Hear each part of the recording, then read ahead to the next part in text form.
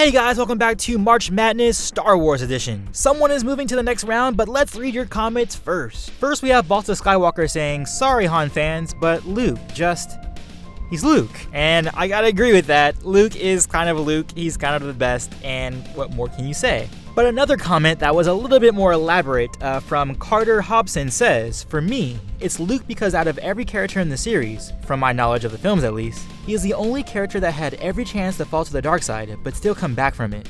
To me, he is a mirror to Anakin's path in life. Both come from nothing and become symbols of hope and justice. Both are enticed to the dark side for understandable reasons. Anakin with his failure to protect those he cares for, and Luke for his father. However, Luke doesn't completely fall to the dark side. To me, he is better because he is a symbol that one can always do right. That even if they feel tempted to the evil in life, they can have the willpower to do what is right." And I have to agree, Luke is definitely possibly my favorite character of the entire franchise.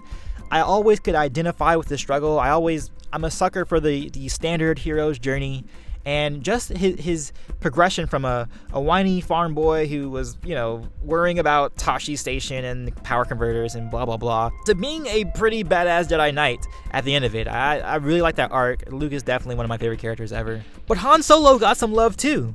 Adam Donahue says, "Han, because he is quick with his blaster, his falcon, and his tongue." Well put, Adam, and that's definitely true. Han is definitely the charmer, he's definitely the cool guy, but you know what? I'm not the cool guy, and I just don't identify with the cool guy, but I do know that people really gravitate to that type of big personality.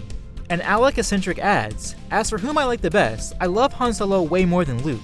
His character and drive were far more prevalent than Luke's, and he had a walk and a talk about him that emphasized his charm tenfold. Han defined the word cool. Also, Luke's personality could be defined as a baby whining about seemingly nothing over and over again, while we see Han's develop. Advantage, Han Solo.